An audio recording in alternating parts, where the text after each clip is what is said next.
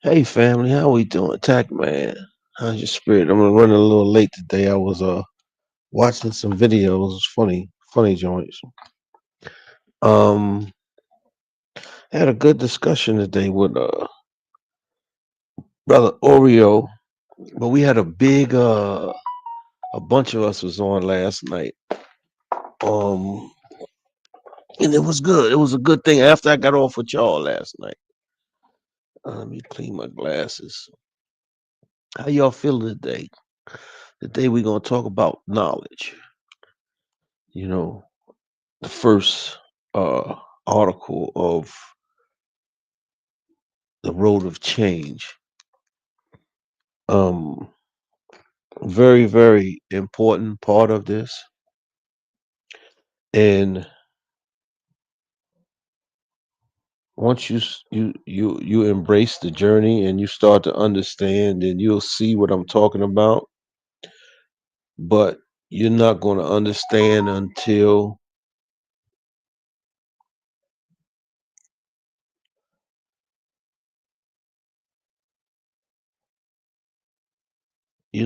to understand until you've gone through it.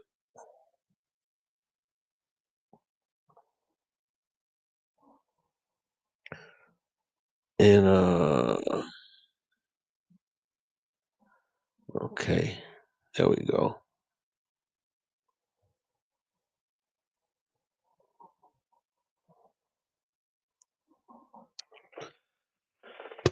All right, for the people until y'all get on here. The name of this is Tact, The Reverse You Come Change. It's a book that I have on Amazon right now. Check it out. Very inspirational. Something that somebody just came on. Tact, The Reverse You Come Change by Rich Coleman, me on Amazon right now. Um, I need a bunch of subscribers, like, subscribe, share, so that we can get this movement going. This is a movement. This is just not a program. It's a movement, to help us to come together to be better. It's nothing like everybody being on the same page. Now, like I told you, we're gonna do knowledge. That's the past. And like I tell you, you have to go through your what's, when's, where's, why, how, sometimes who. This is going to be the most difficult uh, part of this whole process because it's going to bring up feelings. This is why I say you have to be 100% real about this with yourself. Because if you're not real with yourself, then you're not going to be able to heal. And this is what it's all about. It's about us healing so that we can get to a better place in our lives. What knowledge means on the road of change. It's just messing with me. In this context, knowledge is not information. It is emboldened recognition of what actually happened without the stories you added later to survive it. And you see what they're saying? It's the things that happen. Like I tell you, we change, we make a mountain out of molehill because of fears, shortcomings, whatever.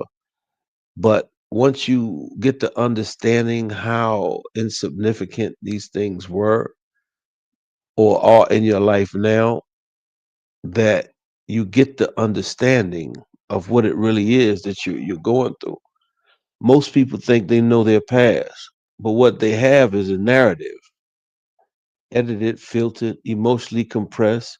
True knowledge here means factual knowledge, date, event, actions. Like I said, when you going through this stuff, you're younger, you're not as intelligent, and like I said, we make a mountain into a molehill. We make a molehill to a mountain in our minds. But as you get older, it's just like seeing old scary movies when you were a kid, and you look at them now, and it's like I don't know how I got scared from that. So that's basically emotional knowledge, what you felt then versus what you feel now recalling it. It's total difference. Like I just said, it's a total difference of how you feel today about the things that was trauma or traumatic in your life before. It's going to be different because you're going to look at life different, especially if you're a person that is a studious person that learns and reads and grows. You know, it's going to be easier for you to transition from going through that to letting it out of your life. But if you're a person that's stubborn and you don't want to be real 100%, then you're not gonna heal, and you're gonna keep going through that cycle. Relational knowledge. How no relational knowledge. How the event change your expectations of yourself and others. Like meaning, like what what happened with you. You know, did it make you a better person, or did it make you more fearful or untrustworthy person, or not trusting others? You know, these are questions you must ask yourself. Somatic knowledge, where the memory lives in your body. That's like I said, you know, when these things pop up, you know, they mess your day up. It's the stuff that only you and God know that you'll never tell anybody else. But you have to be willing to let that go as well. You know, you don't have to tell a person, but you acknowledge it to yourself and to the creator. Without the four parts of knowledge, you cannot move into what, when, where, why, how, and sometimes who. You'll just loop in excuse me. You'll just loop in interpretations. You know, you're just going to keep going. Like I just said, you're going to keep going over and over. You got to be 100% real with yourself so that you can make the changes you need to make in your life to be better. You know, and it's about, like I said, it's about healing. You know, a lot of us don't want to heal because we're afraid to be uncomfortable with the uncomfortability, because right now we're comfortable with being uncomfortable. But what a lot of people don't understand is that if you're uncomfortable with being uncomfortable for a while, then you'll learn to be comfortable with being comfortable because you'll make it through.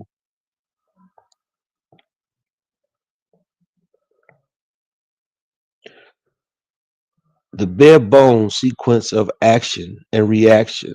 No justification, no meaning yet. Example, he left, I cried. I didn't eat for 2 days. Then I called him 12 times. You know, stuff like that. You have to be, you know, in life, you got to be able to put your big boy pants on, your big girl pants on, you know, and accept a lot of things. You're going to go through things like relationships is one of the biggest things that determine how you're going to be in life, like, you know, because of how you react to it, you know, whether you're going to be a wimp or you're going to be a man, you know, whether you're going to be a little girl or you're going to be a woman.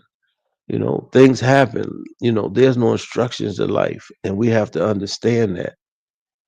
You know, once you understand that there's no instructions to life, life becomes much uh easy to deal with, because now you know you're learning on the fly.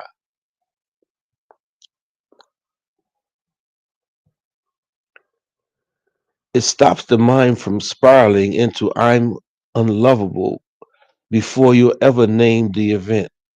You go through what first becomes emotional, attached to interpretations, not facts. Like I tell you, it's in your mind. Most of the stuff is in your mind. And when you're younger, it's more traumatic. And when you get older, it's like, I don't even know how I could have been fooled by that. No facts.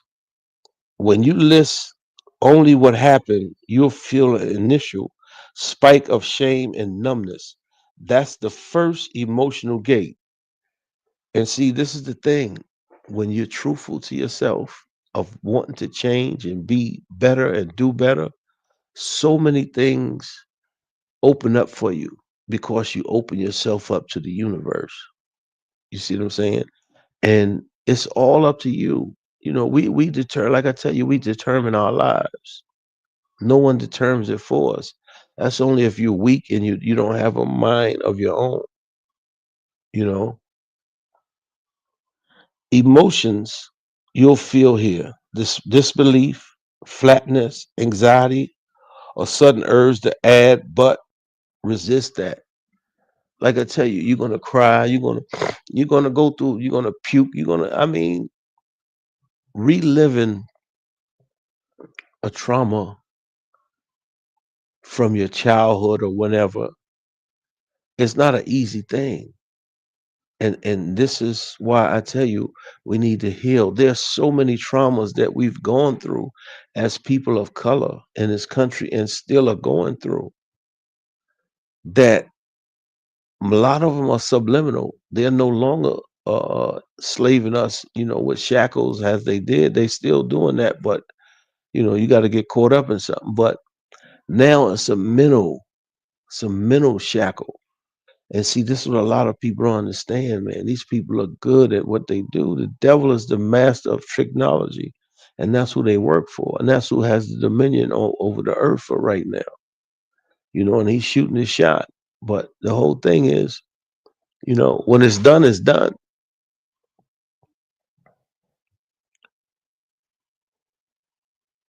When, chronologic location, age, time and date, season, life stage, where, physical and relational space, kitchen, car, bedroom, hospital, office.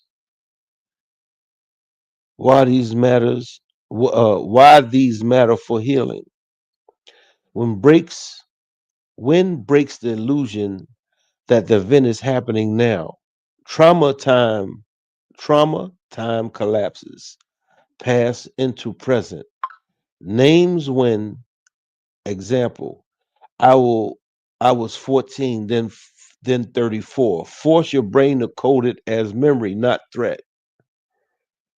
Where activates context memory. You may suddenly recall smell, light, sounds. That's good. It makes an event specific instead of everywhere. Emotions that arise, sudden grief. If you realize how young you were, anger at who should have protected you there, or dissociation if the place was dangerous. You move through these by staying with the sensory details without escaping in the analysis. Like I told you, I'm dyslexic, so sometimes I read, then my vision is kind of messed up now. So I got an operation on my eye the end of this month. But the thing still is the same. You know, going through knowledge will help you to heal or start you to healing. And like I said, I was 14, then I'm 34 now. It's a total difference. Your mindset is different. Everything is different. And one of the things, like I tell you guys, how I was able to get my peace is I was able to forgive myself. Of course, I realized there's no instructions in life. And all the things that happened in my life, I played a part in. Like I say, your choices shape your adversities. Your adversities are your lessons to get you to your blessings. You know, a lot of times we don't want to accept the responsibility that we played a part in the things that we go through and where we are in our life. And like I tell you, the second principle, wherever you at in life, he put you there because he's driving the car and he makes no mistakes. You know, he makes no mistakes. So you must take the responsibility. And when you're able to take the responsibility and understand that, like, you know, life happens, things happen, and I must still keep moving. A lot of people give up, man. I just never been one to give up. If I fell down 9 times, I got up 10. If I fell down 20, I got up 21. And this is what it's about, doing right for yourself, right by yourself. And the only way you can do that is heal, make changes in your life. Like I tell you, I reinvented myself and changed my mindset over 10 years ago. A person who thought that he would never stop being a street guy. Now that I don't even have that desire anymore. Right feels good and wrong feels wrong. Where I had it backwards before. But that's a part of growth. That's a part of, going through adversity and making the change in your life. Why? This is the trap door. Why? The most dangerous and most necessary question you must distinguish between casual why, he yelled because he was drunk, meaning making why, he yelled because I'm bad.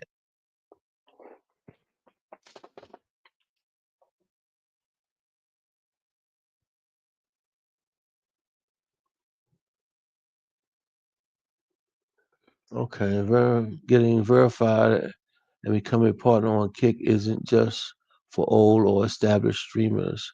New creators can also grow fast. I can help you gain real followers, active subscribers, increase your views, and improve your channel visibility. My goal is to help you earn over $100 per stream. If you're serious, add me and Discord Raymond 23 on Discord Raymond 23. All right, I'll see how I can do that, but I'll get it done. Uh, Healing requires you to answer casual why first and postpone meaning why for later processing. Most people reverse this. Going through why brings up shame, self-blame, confusion, or a desperate need to justify others' behavior. Like they say, a lot of times people get Stockholm syndrome, whereas they take on their captor's beliefs. The emotion to feel here is righteous anger if you were wrong, or sadness if there was no good reason at all. Chaos is harder than malice. Key question: why did this happen to me? If the answer contains a moral judgment about yourself, that's not knowing knowledge yet. That's a symptom. A lot of times uh, when things happen in people's lives, we blame ourselves. You know, um, when you're young, you have an excuse. When you're older, there's really no excuse. Like I said, now in my life, nothing happens in my life that I don't let happen, and that's just how that go. You know, but some people, they just give up. It comes a time in your life where you have to man up or woman up, and accept the responsibility that, man, things happen in life and I must keep moving. Period.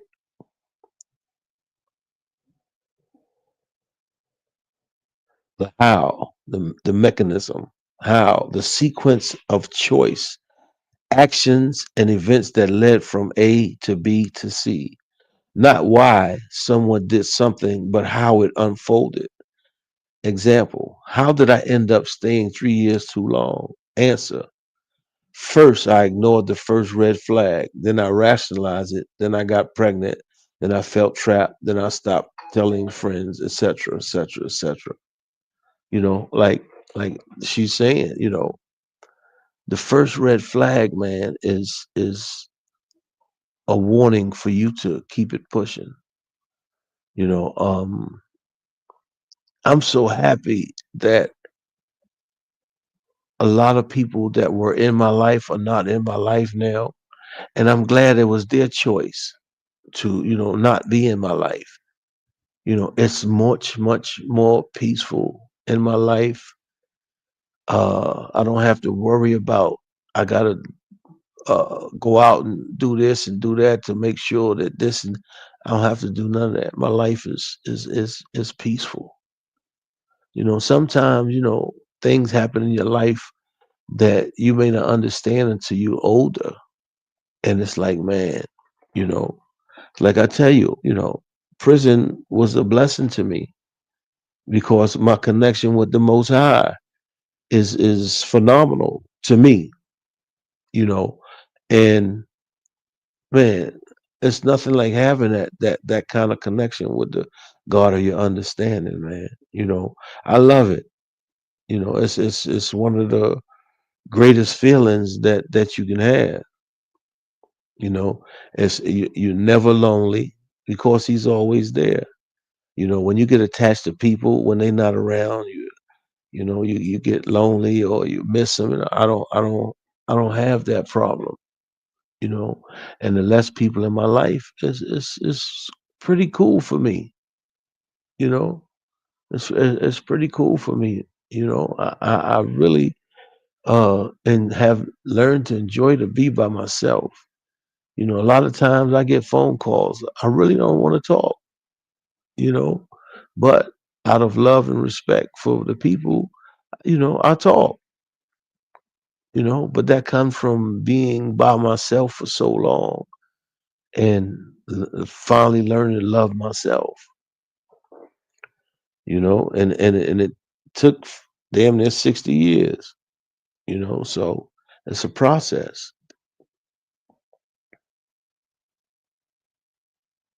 Now, healing use of how it restores agency. Once you see how something happened, you can see where a different choice could have been made in the future, which reduces helplessness about the past. It also reveals the system, family, workplace, relationship that enabled the event. Emotions here: regret, clarity, sometimes nausea, as you see your own coping mechanisms clearly. This is where people cry hardest, not at the event itself, but at the how of their own survival strength. See, like it says, a lot of people are stronger than they really think they are. And with going through this process, it helped me to see how much stronger I was, to be able to put something like this together, with just God waking me up and giving me ideas, and I know that may sound crazy to a lot of people, but man, that's how He works in my life, you know. And like I said, you have to have your own connection with Him. Everybody has their own connection with Him, and you have to build yours with Him, as I've done with mine.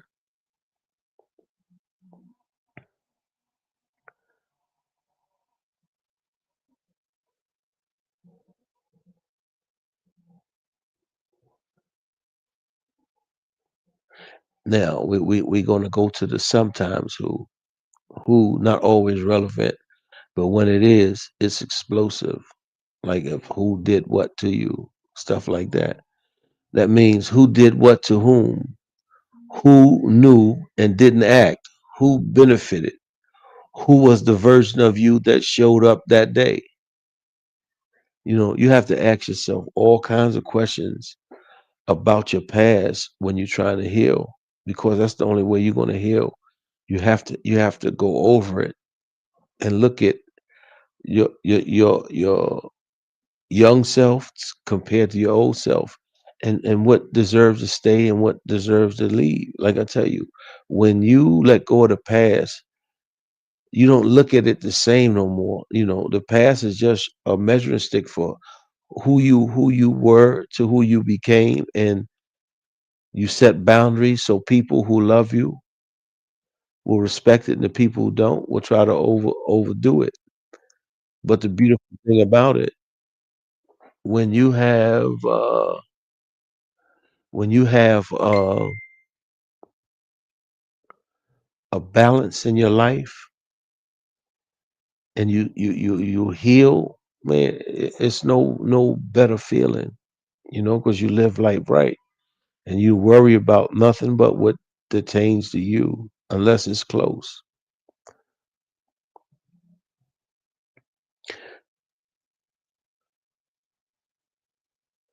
It assigns responsibility. Currently, no, it assigns responsibility correctly to others, not just yourself. It identifies the self who was hurt versus the self who survived. You can feel compassion for the first and respect for the second. Emotions here: betrayal, loyal conflict. If the who is a loved one or a stranger, a strange peace when you realize the who no longer exists in your current life. It's here. It's learning. It's being able to decipher, to make conscious decisions in your life. And it comes as you get older. It just comes with age. If you're a person that pay attention and you live right. Now you must ask yourself, once you go through this process, how this whole knowledge phase help you to heal the past. Going through what, when, where, why, how, and sometimes who in this order does three things. It drains the charge from vague, overwhelming memories by making them specific and time bound. It separates fact from interpretation so you can later rewrite the meaning without denying reality. And it lets you feel each other's emotions in sequence: disbelief, anger, grief, clarity, instead of all at once, which is what causes flashbacks and loops. You see, like I said, as you go through this process, it's a process. And in process, it takes time. If all of it came at once, like I said, it'll throw you for a loop. But if you get little pieces, you go through this and then you see it and you sit back in retrospect and think, life becomes easier for you because now you're letting all that old stuff out, out with the old and with the new. You've completed knowledge when you can state the event in 1 minute without your body clenching or your mind racing to defend or explain. Then and only then do you move to the next element of the road of change, present, which is wisdom. And see, this is the thing. When you're able to face the things that have troubled you for so long and put you in a bad state whenever they pop up, this is when you're able to change your perspective of life. You no longer look at the things that you went through as a hindrance. Now you look at them as lessons, and in some instances blessings, because when you go through things in life, like I said, your choices shape your adversities. Your adversities are your lessons to get you to your blessings. Everybody has adversities. Yours shape and mold you to who God wants you to be. Mine shape and mold me to who God wants me to be. But only if we paying attention. Now, once you get to these places in your life to whereas now you learn to let go of the things that have been the most traumatic to you in your life, and you start to grow and start to do other things, life becomes much more peaceful for you. You start to understand life better.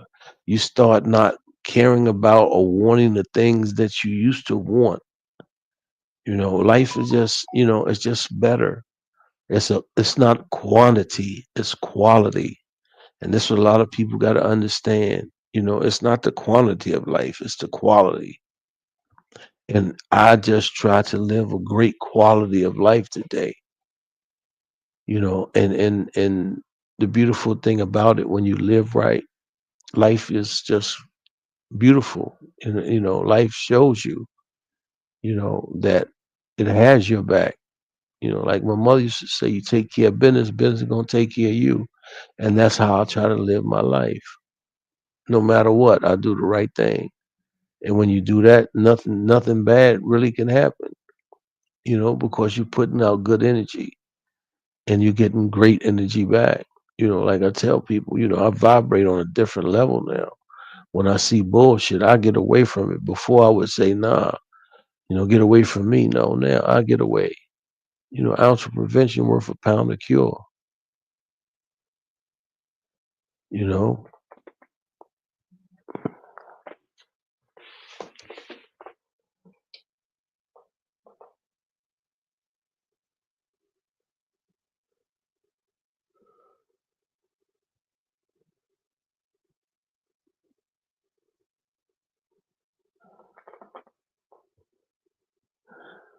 what is Discord?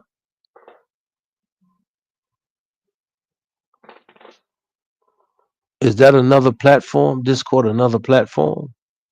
Let me know. I'm new to this streaming thing. Like I tell you, I was in prison for 28 years. So I'm kind of new to this. Let me know what Discord is and what I got to do. Write it in the comments right now so I'll know what you're talking about. But yeah, once you've going through knowledge, man, it's life changing. Trust me, and you just got to keep building step by step. You can't let nothing deter you from wanting to heal, wanting to do better, wanting to be better. See, because once you get through it, then you're going to have the desire to help others. And this is what it's all about. It's about helping others. It's not about me.